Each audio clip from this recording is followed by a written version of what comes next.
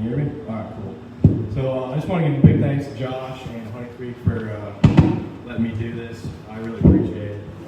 And it's a question I get a lot of time, how did I get to the point that I did? And I can't give credit to just any, one person or a couple of people. There's been just so many people involved to help me get to this point, and a lot of it goes back to in 2013 when I got my start with the Indy Bass Club. So the first person I met with the club was Wayne. Wayne was actually a work associate of one of my buddies' dads, who he told him that my buddy and me loved bass fishing, and he knew that Wayne did too. And Wayne was able to basically meet us and take us fishing, and he was that first person that really saw the potential in not only me, but kind of this group of guys that we had that were just, kids that loved fishing ponds and fishing tournaments. And Wayne took a ton of time to take us out on the water and help us meet people within the industry. And that really, kicked off what started the route to where I got now. And so for Wayne, I got to meet some awesome people in the club that I've fished with and talked a lot with. Josh, Mike, Jeff, Byron, all these guys I've known for a long time that have done nothing but support me and help me get on my way, and even just talk fishing for hours. So basically, from where I started with the IBF youth tournaments. We found a flyer at one of the outdoor shows. My mom found it. Hands down, probably my number one supporter. And so she found these tournaments. She knew I had the passion for it. She knew my buddies had the passion for it. She was like, "Hey, would you be interested in this?" I was like, "Yeah." I've done a lot of fishing and watched FLW, Bassmaster. I watched all sorts of YouTube videos growing up on tournament fishing. I just never had that opportunity to make that step to compete. So first tournament was on Geist. I'm pretty fortunate. I live real close to Geist, and I was able to meet a lot of guys too growing up. I used to go down to the ramp for the Tuesday night tournaments just to watch these guys weigh in the bass and even let them go for them. I'd run up to guys, they'd weigh in, and I was probably 8 or 9, maybe 10, and I'd just ask them if I could grab their bag just to let their fish go, just so I could look at a bass. So I got to meet a lot of people through that, and I met a man named Walter Wynn. Walt was another guy that really helped me out a lot growing up. Still a very, very good friend of mine, and he offered to boat captain for me for this tournament. And I kind of went into it with no expectations. I knew nothing about tournament fishing, being out there. He just asked me what area of the lake do I want to go, and I just pointed one way, and he was like, "All right, I know some stuff down there." And he just helped me plug away to what I ended up weighing in that day, 23-43 with a 772 kicker. So after that, I was completely sold on tournament fishing. I absolutely fell in love with it after that point. I was a big baseball player too, growing up a lot, and once I got the taste for this, completely put it on the back burner and focused on tournament fishing. So from there, Wayne was there for me for a lot of it. He boat captained for me for several youth tournaments. We got out a lot of times fishing Tuesday nighters and stuff as well. This was another night on Geist. This is me and Mike. This is out on Geist as well.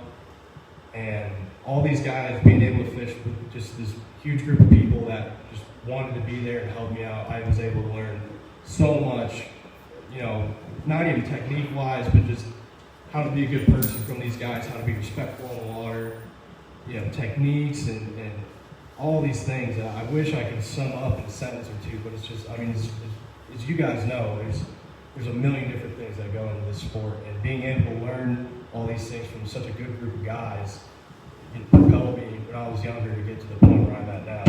So this is me and Jeff out here on the river.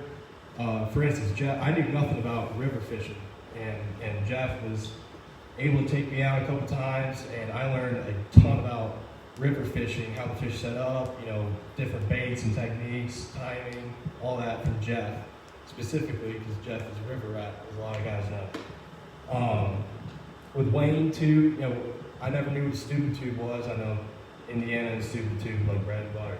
Never knew what that was before then. Wayne showed me a stupid tube, and that's been a bait I've been able to throw for years on several different bodies of water, and it's bailed me out of a ton of different tournaments. So, talking about the support of it, this is me and my buddy Ben. Ben and I fished a lot of the youth and high school stuff together. We ended up in third place in this tournament, and Mike and Josh were here for this and saw us weigh in and grabbed a picture with us. And that's the type of support that you need to be able to make this jump as a kid. And you know, I apologize for the pizza. But without that type of support group doing this, yeah, if you don't mind, we're gonna make Mike switch real quick.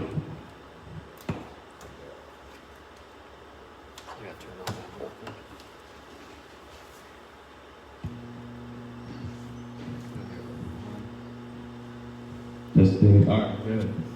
But like I was saying, it's that type of support group that you need to be able to do this, and I cannot thank everyone who's been there for me, not only with Indy Bass Club, but just overall in general that has helped me get to this point, because there's no way I could be able to thank everybody. But I can thank the guys from this club because they helped me get that first initial jump. They saw the potential in me, and I appreciated it then, and I still appreciate it now, and I can't thank you guys enough. It's one thing about the Indy Bass Club, and I've done a lot of fishing for a lot of different clubs, a lot of different people. This group of people here has always been just that most supportive and happy group of guys and girls that just love to fish. Like there's no super big competition. There is competition, but I'm talking to the point, you know, where you're backstabbing other people and stuff like that. At the end of the day, every Bass Club tournament I ever fished, everyone was always together at the end of the tournament, just kicking back and having a good time. And that's what I think helped me really, you know, solidify my passion for the sport. Because I saw this group of people that I didn't hardly know many of them growing up, but I just saw how much they all loved and shared the passion of fishing, and how much I did the same, and it just helped me, you know, solidify my love for the sport. So I really can't thank you guys enough for helping me make my jump. So I guess talking a little bit about that jump that I made. Like I said, I got my start with the Bass Federation for the youth tournaments. I fished a lot of those, and then made my way to high school stuff and started fishing the Indiana Bass Nation stuff. I chose the Bass Nation for high school because it opened up a couple more doors as far as moving on in the tournament circuits. They held regionals and national tournaments that, you know, I wanted to start traveling and fishing these bigger lakes, and they offered that. So I made that jump and was fortunate enough to do pretty well in that circuit too. And then from there is when my coach now started to recruit me. So he contacted me, gosh, that would have been like, so 2015, and he thought I was going into college already just from all the fishing that I was doing and posting about. And I was like, no, like, still got a couple years. So he waited, and then once I got towards, the end of my high school stuff, he contacted me again, and I really didn't have any interest at first of going there, but after following the team and visiting the school, I was, it made it real easy to choose to go there. And it's been a great time ever since. Talking about, I guess, how I got recruited, I want to give a lot of credit not only to the guys that helped me move out or move through the tournament scene, but social media is a huge deal nowadays when it comes to getting recognized in this sport. And it doesn't mean you have to post every single day about all your sponsors' baits and, making 110 posts a day. That stuff, as much as it looks good, it can fill up a feed and people get annoyed by that. But just staying consistent and posting and showing people that you are involved in the sport, you're involved in your sponsors, that's when you start to get recognized. And especially for the youth, it's the same deal. I mean, you can just go pond fishing or just post tournament results, and that's all it takes. Coaches want to see consistency and passion in the sport. There's a lot of kids who fish, but they're looking for the ones who are going to be able to help their team next step. So I was fortunate enough that my coach was able to see that passion in me, and so in my senior year, I committed to go to Adrian, and I don't regret it one bit. It's helped me a ton, not only becoming a better fisherman, just a better person overall. I've established better connections with sponsors. I've met a lot of people in the industry that I probably never would have without making that jump to college fishing. So talking a little about college fishing now, it was definitely jumping into it, especially coming out of high school with a pretty, I thought, I had a pretty good idea of bass fishing. I was completely wrong. I was pretty humbled the first season that I fished college. Not only competition, but you're starting to travel now. You're traveling, for instance, in Michigan. I mean, our typical drives to tournaments are 11 to 12 hours long. So you're putting a lot of time and research into these lakes before you can get there to be able to, compete. So, talking a little about, how we practice. First thing we do once the tournament schedule comes out, map study. It's super easy. Everyone can do it. Everyone knows how to get on Navionics or Google Maps, Google Earth, and just look at the lake. Look at the stuff that you want to find. And what I mean by that is if you're a river guy, look at your rivers. How do they set up? Where your channel swings at? Where are the creeks that come off those rivers? If that's what you want to focus on, mark those areas. If you want to go look for docks, look for the pockets, in the mid-lake or down by the dam that have lots of docks. Or, offshore stuff. Look for humps and channel swings and points that come off the bank on Navionics. So what I do personally a lot of times is I try to research what is normally the winning technique on bodies of water like this. For instance, you go to the TBA ledge fishing, and I'm going to look for channel swings. I'm going to look for points and humps and anything that I think a group of fish might be able to sit on. If we go to a river or something, I'm going to look for different pockets and creeks that come off of it that I think I can get away from people with. So and all of our team guys do the same thing, and so we'll spend time doing that, and then we'll get down to that body of water, and we'll spend 2 to 3 days typically practicing before the tournament, and we'll generally always sit down at the end of the day, from the first day to the night before practice, and just talk about what we found. I think a lot of our success has come from our ability to work with each other.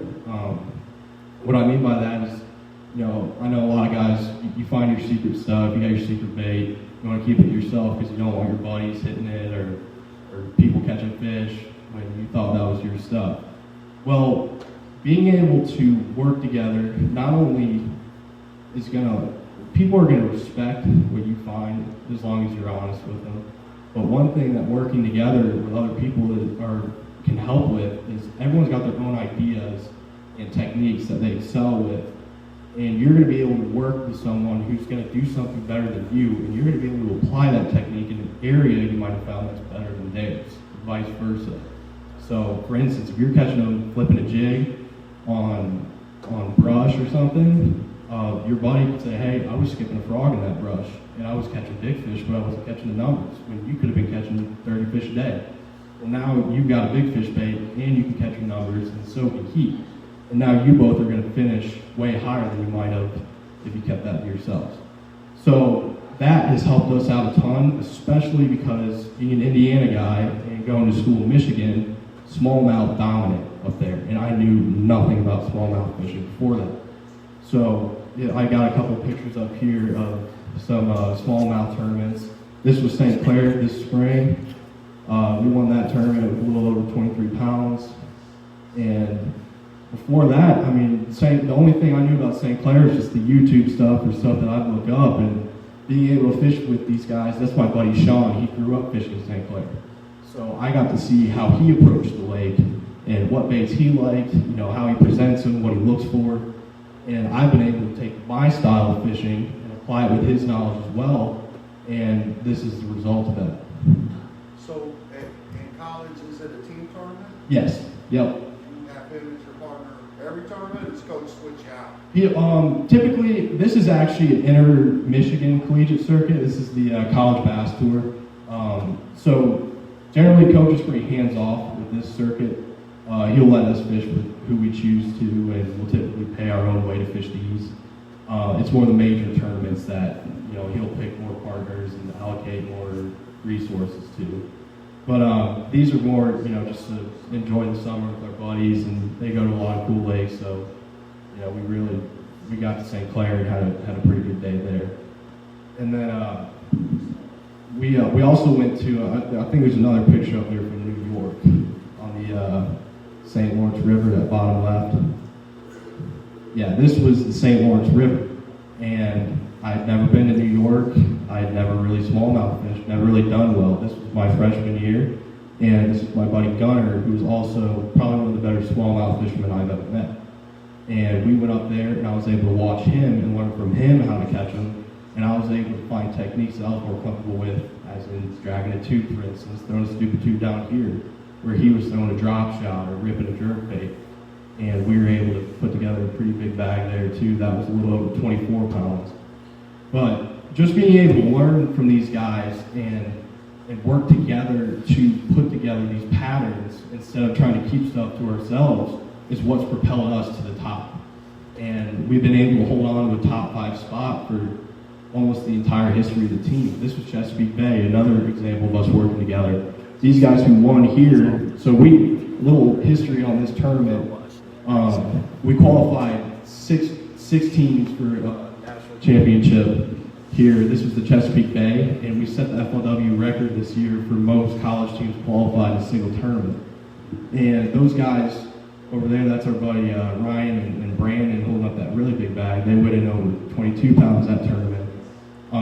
They had something figured out, and the team knew they did because everyone sat down and talked about it.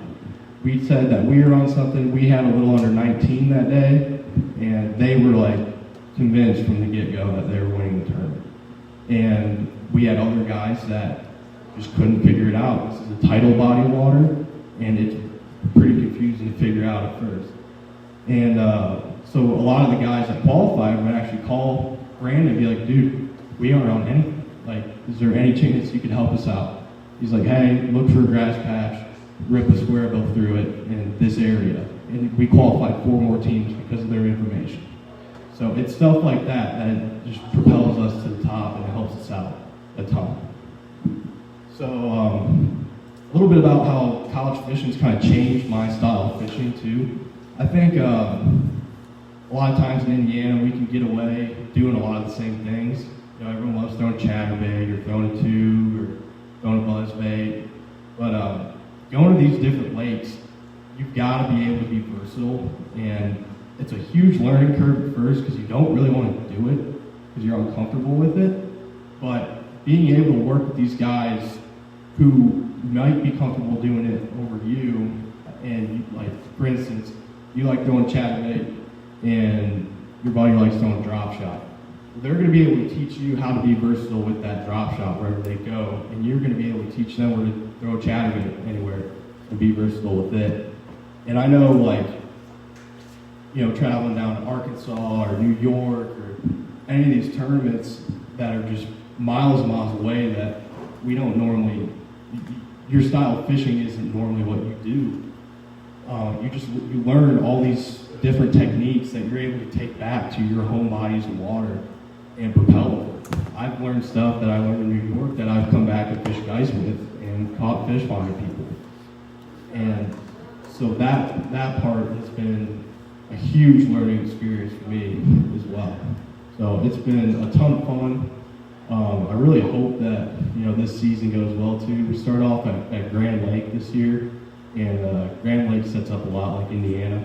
So I'm really hoping we do pretty well there. But that's about all I got.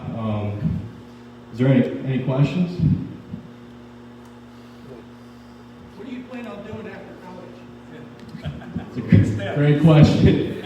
I'd love to make it pro or be able to chase that, but it takes a lot of money and time, and it's a lot of money and time that I don't really have. So I'm leaning towards more either working within the outdoor industry, just for a company, or looking more into something more corporate, and just trying to make a lot of money. I'm a marketing major too, so focused on business.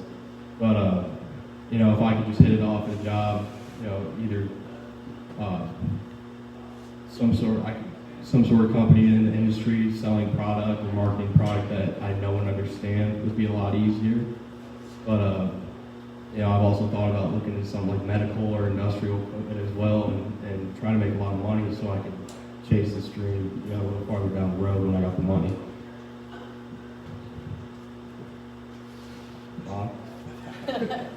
You might want to maybe give them a little bit of information also from your perspective, what your coach expects of like scholastically.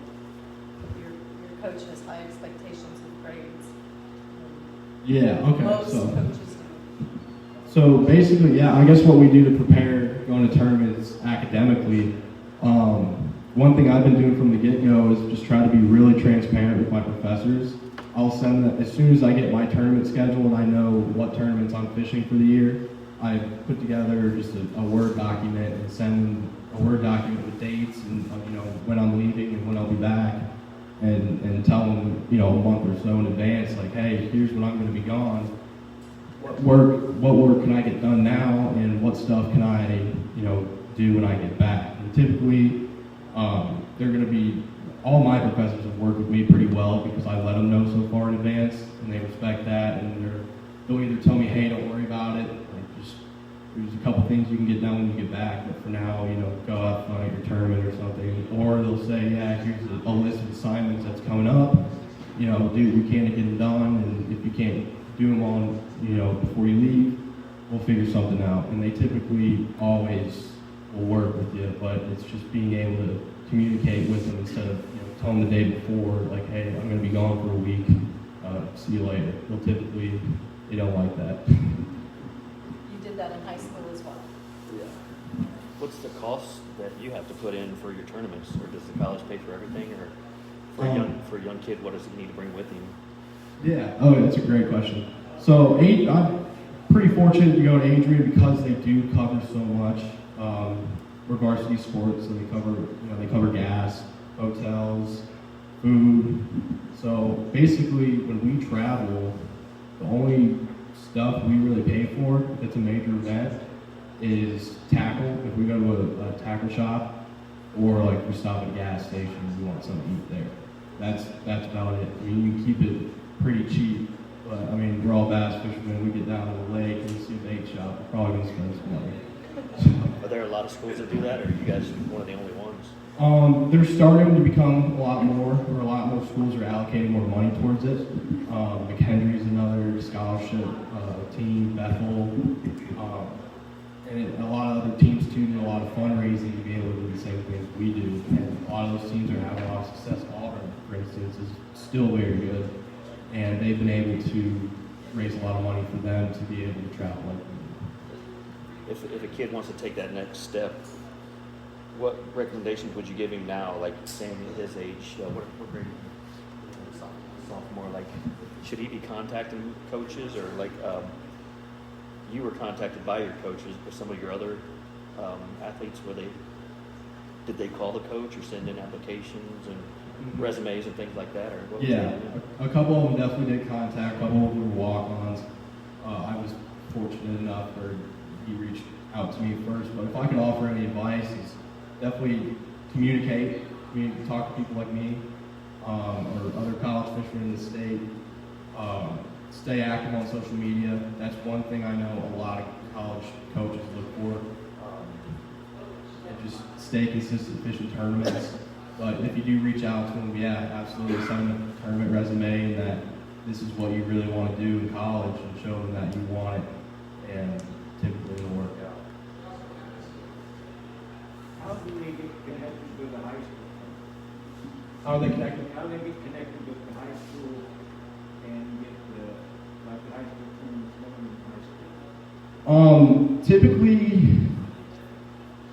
we just found like we know a lot of the tournament directors in Indiana, and so that's like youth stuff, we just found the flyer. We got lucky. We found a flyer to get into those tournaments. But getting into other high school tournaments, typically a lot of, I'm trying to remember how we got into the Bass Nation stuff.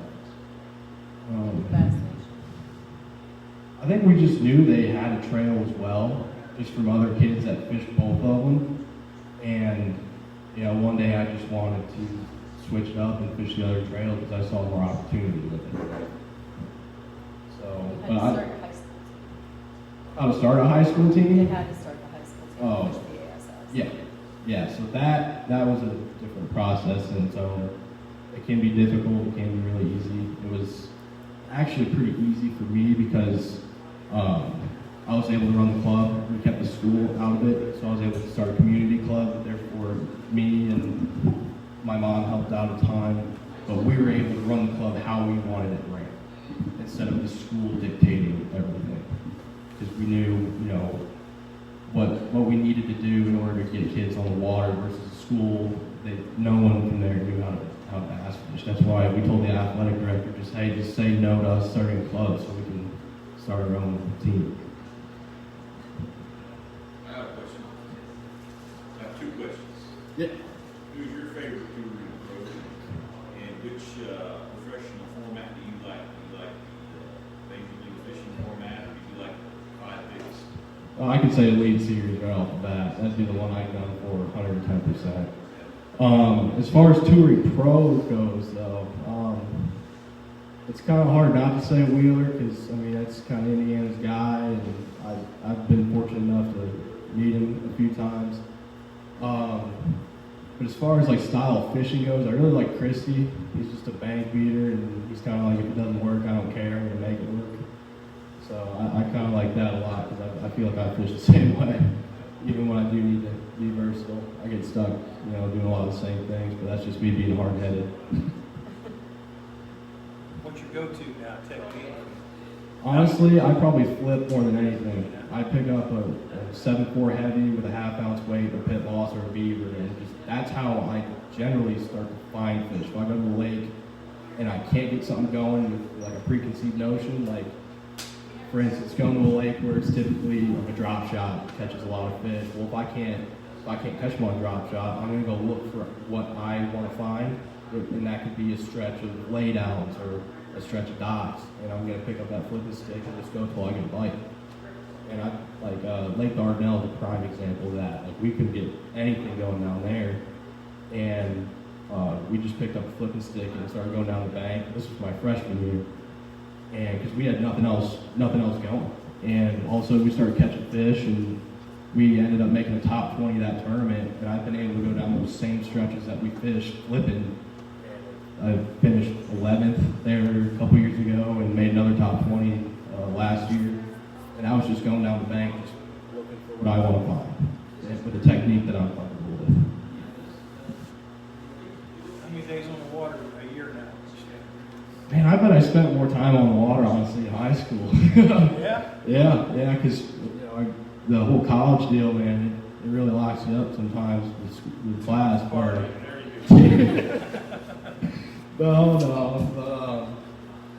oh man, I don't know.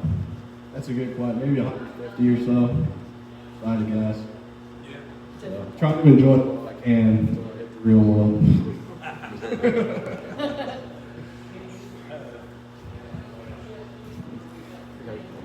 We're fishing St. Clair this year. That's your home lake now, I guess. Could you give us any pointers on some of the guys who's never been there? Or, I know this. Where's it at? This one here, you told me a good story about. Like, tell us what we need to look for. Like, and we're going to be there in June, so we're not sure.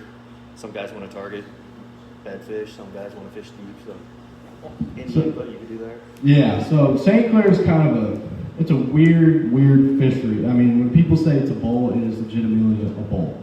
There's not much to it, and I mean, 1 foot contours can make all the difference out on this lake. In 5 miles and go a foot. Yeah, exactly. So, very within probably the last 5 years, St. Clair's seen a huge expansion of grass growth on the main lake. So drop shot is kind of a mainstay. I personally really like to fish the rivers too, the St. Clair and the Detroit River. That comes down to a lot more current fishing, and there's still current on the main lake, and they will set up on those current breaks closer to the rivers. So being there in the summer, you know, I'm typically going to look for perch.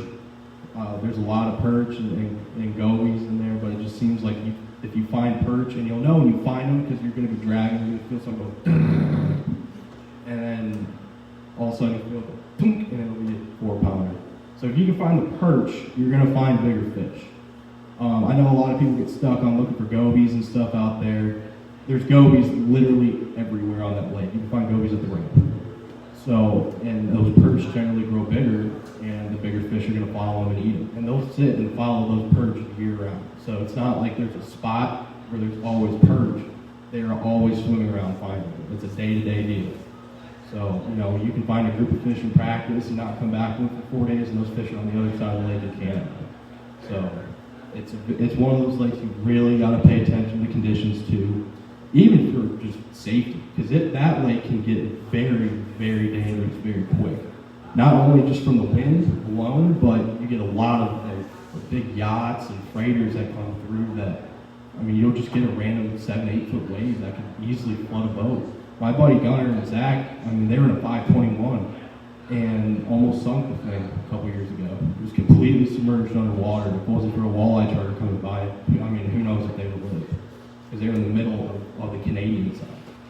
So definitely, it can be a scary lake, but it can also be incredibly fun too. Like, I mean, this day we probably caught 30, 40 fish, and all of them were generally 3 to 5 pounds. I mean, it's just one of those days where you find that group of big fish and you're able to, you know, really get on pretty good. So it's a fun lake. I think you guys are going to really enjoy it regardless. It's super pretty. It's fun to be on. And it's just cool to say that you're at St. Clair. You know, it's actually got very largemouth fishing too, if smallmouth aren't really deal. Griffin, you ever go up to Fort Huron and fish like at the mouth of the St. Clair River in Huron? Have you been up there? Yeah, there's giants up there. There's real big ones up there. Yeah. We tried, we didn't have anything heavy enough. The current's coming so hard. Mm-hmm. That's some of the strongest current I've ever seen, like higher levels, right there. But there are, like, if you just look, like, it's crystal clear right there, especially right there at like the Blue Water Bridge. You can look down at 20 feet and see, you know, a 6-pounder just laying on the bottom. Like, how the heck is it staying there with this current? But it's cool. It's scary up there too, driving through that current. You can't get off the trolling motor. No, not at all. I mean, you could wear out your batteries quick. We just had a Fortrex we were up there too, so we were just constantly sitting on it. But it's a good little spot up there. I like that hole. Mike, did you have a question earlier? Yeah, I had a question. You didn't want to ask it. I'll ask it though. How much money did Mom pay to get you into this sport? And do you have a 10-year plan to pay her back? Oh, it's way longer than 10. If I had to guess, it'd be like a 40-year payment of like $500 a month. That'd be somewhere in the ballpark of it. That sounds like one tournament. It's probably that. Good investment, Brenda. It's a good investment. It's a long-term 100% a good investment. Tell me a little bit about the growth in decision making from then until now. Yeah, so kind of like I was talking about earlier about being versatile, right? Like, and how in Indiana we get stuck doing a lot of the same things. College fishing, like, you've got to be able to move and make any kind of decisions on a lot of these lakes, because if you aren't doing it, someone else is, and they're going to finish ahead of you. So instead of being, you know, stubborn like I used to be down here, right? You know, I just go up the creek at Geist or something. If I didn't catch them, oh well, I'll go try tomorrow. These lakes where if it ain't working, you've got to make it work. You know, that doesn't necessarily mean running to the opposite end of the lake and making an hour run just to go try to do something completely opposite. But it could be going and fishing a bank that you caught fish on in practice, but completely approaching it different. If you're catching them cranking one day and you aren't they aren't even crankbait anymore, slow down and flip a jig or throw a shaky head at it if it's that bad, or, you know, throw top water or something. But just being able to rotate like where you found fish and where you're comfortable fishing. But if it isn't working, trying, different stuff. Maybe further off the bank, or you got to slow down, or just stuff like that. Because there's fish there. Like if you spend all that time in practice there, and they've been there. Like there's gonna be fish there. It's up to you to find out if they're leaving or coming. And if they're leaving, you gotta be able to, follow them. But if they're coming and they're just not biting that day, you gotta be able to keep your head in and say, hey, they're gonna be here, but I need to just figure out what I need to do to get them to eat. Because there's usually always a way. And that's what I found for sure. You can go on a lake that it feels like the Dead Sea at first, and you slow down and do something slightly different, and all of a sudden you're getting bit left and right. When things take a south turn for you, you can't figure things out. Is there a pattern that you do to eliminate things, or? I like to fish boat ramps a lot. I think I can contribute that to being from Indiana. I've definitely found myself, like, when I get in a situation like that where, there's just absolutely nothing going, I'm going to look for the most high percentage things I can. That might be a main bridge to a creek. That could be a boat ramp, a causeway of some sort. But just stuff that I know I've fished many times in the past and caught fish and have been comfortable doing it. Like Kentucky Lake this year, we were there for the Big Bass Bash. Like, we had nothing going on in Kentucky. And everyone kind of already knows Kentucky's bad enough as it is right now. And we were like, we're just going to sit here on the Bears Bridge until we can make something work. And just bait after bait after bait. And then finally I picked up a chatterbait. We went way shallower than we typically do on the bridge. And I caught almost a 6-pounder. So it's just those minor adjustments like that in high percentage areas that you're able to unlock a lot more bites than probably a lot of other guys would, sitting there losing their minds thinking they got to go fish a secondary point in the back of the pocket. If that doesn't work, what do you do? And I found myself in that position a lot, especially early, where I get way too in tune with something and I can't adjust. But, after getting my teeth kicked in, a couple times, you kind of start to go back to the basics, like, hey, what would I do if I was just here fun fishing to go get a bite? And that type of mindset can generally always get you at least one extra bite on some of these lakes.